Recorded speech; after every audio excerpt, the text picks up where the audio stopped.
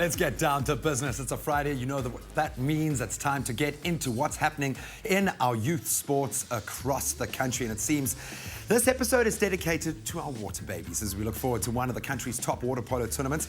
We also congratulate a young woman on making her mark on the world stage.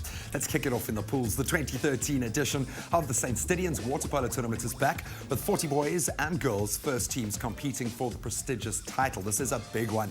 The Stidians tournament gives us our first look at what first teams are likely to be like in 2014, as this is a tournament with no matrics featuring for any of the teams. Last year, it was the St. John's boys and Redham House girls who claimed the top titles, showing that they would be forces to be reckoned with in 2013, and they definitely were. With some star players leaving all the teams, there are voids to be filled and a new group of talented polo players given their first taste of the sport at first team level. So a lot riding on this tournament as well. The matches commenced yesterday and will conclude on Sunday. Go out and see some young stars on the rise.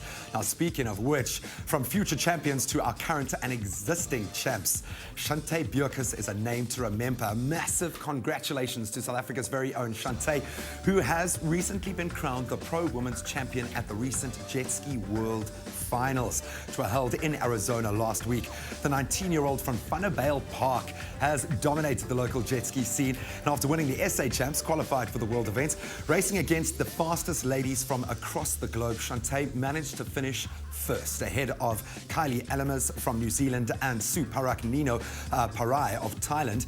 Our special mention must go out to Jared Moe, also won the Pro Open to be the second South African jet ski world champion for 2013. Well done, guys. What a message to send to the rest of the world. And finally, a big congratulations as well to a youngster we've met on the show, and I got to meet him personally, a star of note, Kwanda Mokoena, another one, Tariq Alabai, and Trenan Bettany, who recently returned from Italy after a grueling world go-kart champs.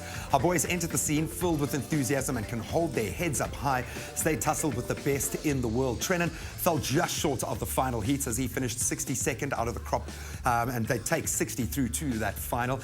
Kwanda would finish 25th in his race after being involved in a first corner accident that took out 4 carts.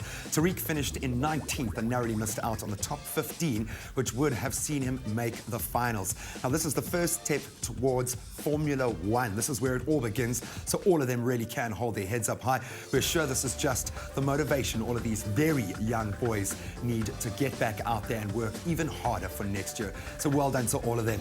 And congratulations to every athlete for flying the South African flag as high as they do. Your achievements make us all proud to be a part of our beautiful nation. Thank you so much for all of the youth sport input this week. It really has been an inspiring one. We're going to take a very quick break, and we've got, or not take a break, we're going to take a time out to put ourselves first and make our skincare and beauty a priority. And we've got a true expert in the house to do that, Cindy Nell.